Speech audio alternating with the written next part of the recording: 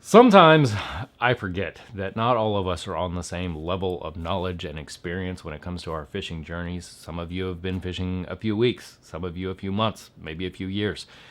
And while some of you have been fishing way, way longer than I have, you know way more about fishing, you're more experienced.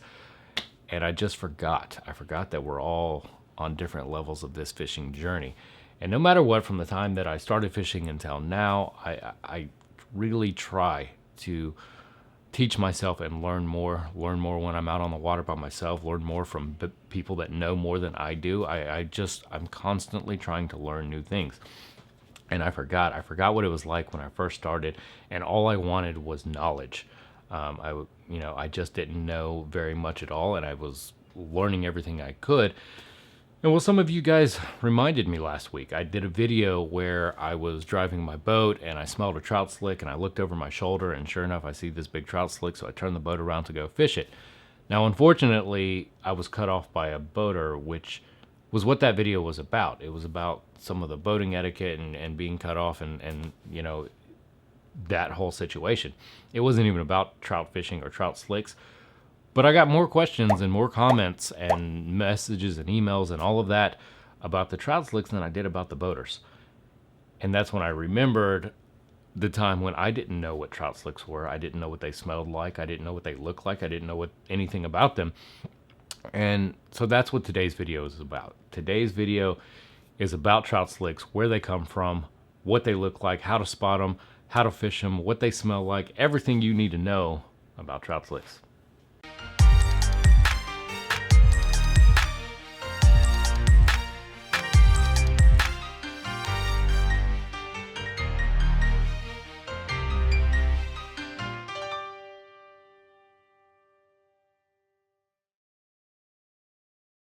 All right, so what is a trout slick? Where does it come from?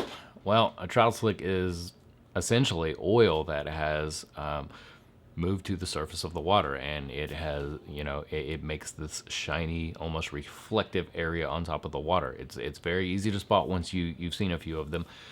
But where's it come from? Well, it comes from the way that trout feed. Trout are very aggressive feeders. They're going to chase down bait fish, and they're going to chase down shrimp. And in all of that, in their feeding, they're also going to ingest water. Now, once they're finished feeding, or even while they're feeding, once they get enough in their stomach, they're going to regurgitate some of that water, and some of the small particles of the fish and the shrimp and all of the bait that they have eaten will also come out with that water, and it will float to the surface and create a trout slick. Now, not all trout slicks are the same. In fact, not all slicks are from trout. There's a lot of different fish that make slicks on top of the water. You have your gaff top catfish, your hardhead catfish, redfish will make slicks. There's a lot of different fish that make those. So not every slick that you come up on is a trout slick. And it can be really, really frustrating to see those slicks. You fish them, and then you end up catching a bunch of hardhead catfish that you just don't want. So we're going to go into how to fish those, how to identify them, what they look like. We're going to do that now. So what does a trout slick look like? What does it smell like? How can you identify it? Well, this is what a trout slick looks like. I can put, Lord, that smells good. Yeah, it does. Man, we might have to go back around. It looks shiny. It looks Yeah, it is. reflective. It's very easy to see once you've identified a few of them. Once you really get the hang of looking for trout slicks, they're really, really easy to spot. While you would think that regurgitated fish and bait and shrimp would smell absolutely awful, it doesn't. It smells fantastic. It has a very, very sweet smell. In fact, a lot of people say that it smells just like watermelon. I agree. I think it smells exactly like watermelon. That sweet, like watermelon. I know, it smelled so good. It's got this very sweet, fruity smell, and it smells even better because, as a fisherman, you know that if you smell that, there's fish around. It's one of the best signs to stop what you're doing. If you're ever driving around on your boat and you smell watermelon, you need to stop what you're doing. You need to look around. You need to try to locate those those slicks, or at least start casting. Figure out, you know, because if you smell that, there's going to be fish around. Now, not all trout slicks look exactly the same. Some of them are really, really large, and then sometimes you have smaller ones. Sometimes they're spread out, and sometimes the wind will blow them, so you'll see like lines. And while you would think that seeing a really, really big trout slick is a much better option, it's not really. So when I'm looking for trout slicks, I'm not looking for those really, really big ones. What I'm looking for is the smaller ones. And the reason for that is a lot of times when you have those huge trout slicks that, you know, they're 40, 50 feet wide, a lot of times those are smaller fish. A lot of your smaller trout and your catfish, they travel in much bigger schools than larger fish do. And because of that, you might have 150, 200 small trout running together, and they're spread out a little bit, and they're all feeding together. And so if you stop on those, chances are you're probably going to catch a lot of really small trout, you know, some 10-inch, 12-inch, 15-inch trout. And you can stick on them long enough to get a few that are, you know, of legal size. But generally speaking, you're going to have to weed through a lot of small fish before you get to that. Now, if I'm out and I'm looking for trout slicks, what I'm looking for is some of the smaller trout slicks, some of the ones that are like, you know, the size of a kiddie pool, you know, just a few feet wide and maybe a little bit bigger. And the reason that I'm looking for that is because a lot of times that is where you're going to find your bigger trout, your bigger fish are going to be in those, because they don't travel in as big of groups.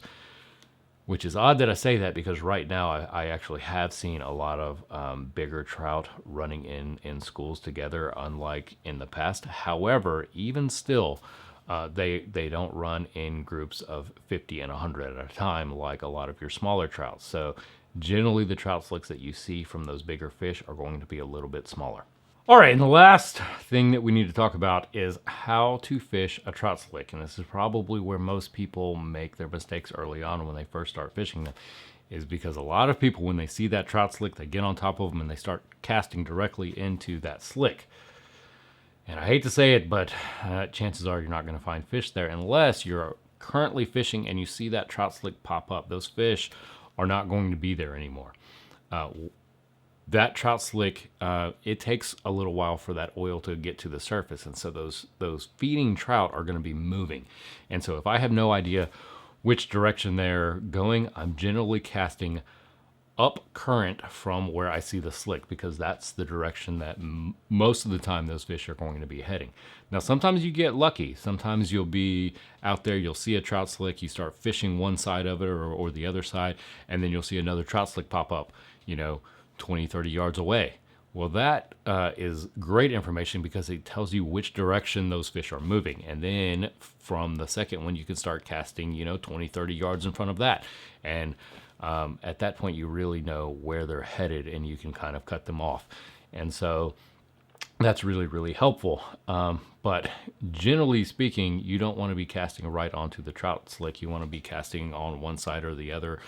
They could go in any direction, but I like to cast up current from them if I have no idea which direction they're going, but they can go any way. So you definitely want to be casting to one side or the other, depending on where you are.